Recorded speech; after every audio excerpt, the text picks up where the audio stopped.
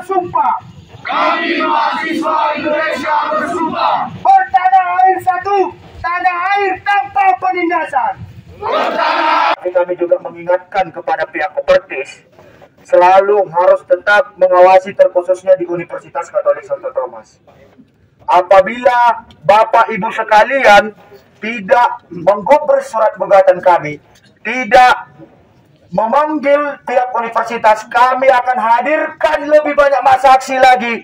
Kami akan lebih hadirkan kekuatan-kekuatan mahasiswa ke Kopertis ini. Betul kawan-kawan? Betul. Baik Pak, sekali lagi kami ucapkan terima kasih.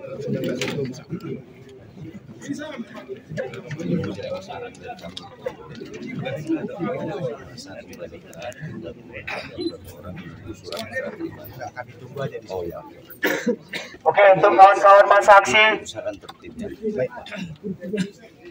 kawan-kawan masa aksi, silakan untuk duduk. Keberatan kepada Universitas Katolik Santo Thomas bahwa kami dilakukan atau diberi sanksi akademik secara sepihak tanpa ada surat pemanggilan, surat peringatan 1, peringatan 2, peringatan 3. Kami langsung didemo dan diberikan skorsing dan diberikan sanksi akademik hanya karena persoalan kami memperjuangkan pemerintahan mahasiswa dan membuat kegiatan di luar kampus. Itu ada berapa orang di DO, berapa orang di skorsing?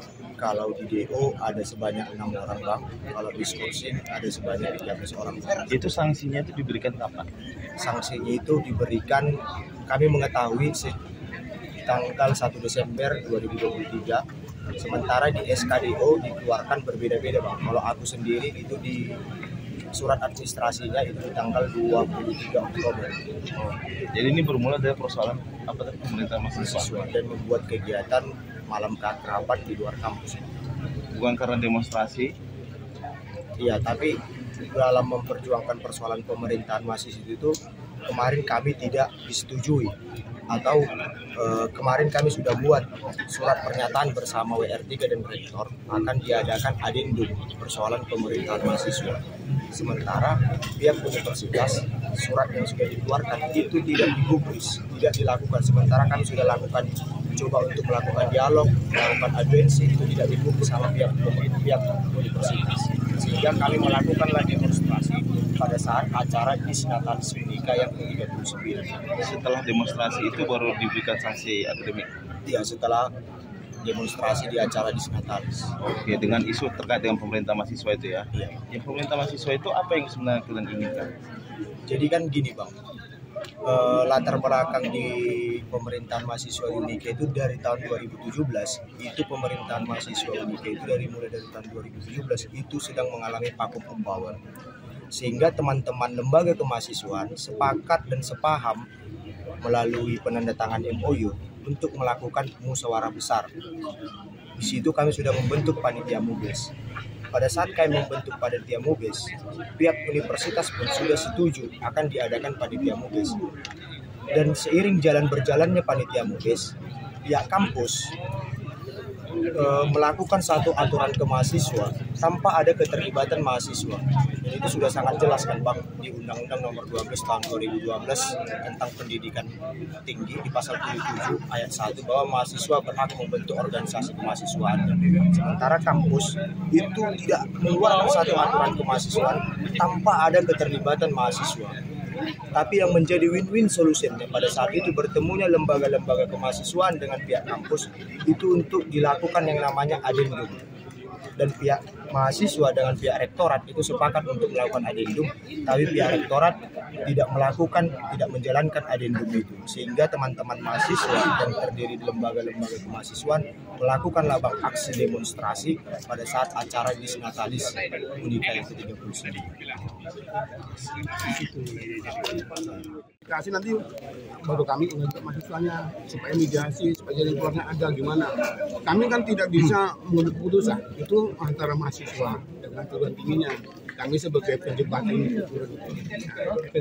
Ya, ada tambahan.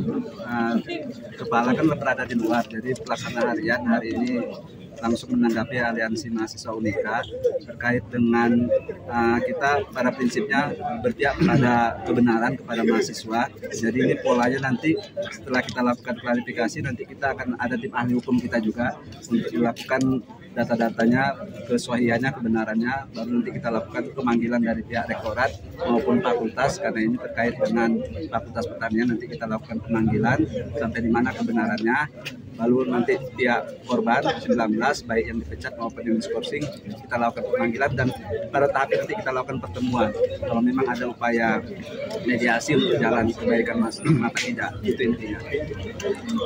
Tapi dari Kopertis sendiri bagaimana terkait dengan DPO tapi belum pernah diberikan SP gitu? Kami kan klarifikasi, kami belum tahu betul atau tidaknya gitu. Kalau benar nanti seperti ya kami usahakan. Kita panggil dulu, kan secara administrasi ada upaya keberatan, ada upaya banding, sampai dengan ujungnya nanti upaya PT UN.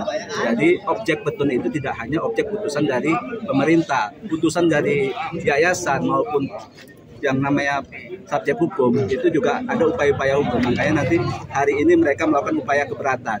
Hari ini akan kita lakukan pelangah, kita pelajari dokumen-dokumen terlebih dahulu. Jadi tahapan mereka sudah benar. Hari ini keberatan, banding, sampai dengan nanti ujung-ujungnya adalah PT UN. Kalau memang semua upaya itu ya ujungnya PT UN, nanti mereka keberatan kepada Pengadilan Tata Usaha Negara atas objek yang mereka dilakukan. Ya kita bilang DO tidak sesuai dengan, ada upaya sanksi 1, sanksi 2 sampai dengan ini kan, itu kan upaya nanti abuse of power, menyalahgunakan kekuasaan. Download Tribun X sekarang, menghadirkan lokal menjadi Indonesia.